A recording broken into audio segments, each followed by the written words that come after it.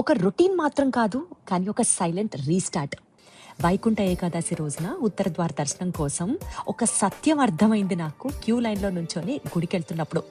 లైఫ్లో ఎంత వెయిటింగ్ ఉన్నా రైట్ టైంలో రైట్ దర్శనం తప్పకుండా వస్తుంది, జరుగుతుంది అని. దర్శనం అయిపోయిన తర్వాత యోగా క్లాసు. అబ్బా, ఇప్పుడు యోగా ఏంట్రా అని అనుకున్నాను. ఎగ్గొట్టేద్దామని ఎంత అనిపించినా కూడా నా మీద నేను మళ్ళీ కంట్రోల్ తీసుకున్న క్షణం ఇది అని గట్టిగా ఫిక్స్ అయ్యానంతే. సో యోగా గబగబా కంప్లీట్ చేసేసుకున్నాను. దాని తర్వాత సత్యనారాయణ వ్రతం చేయాలి అని అనుకున్నాము.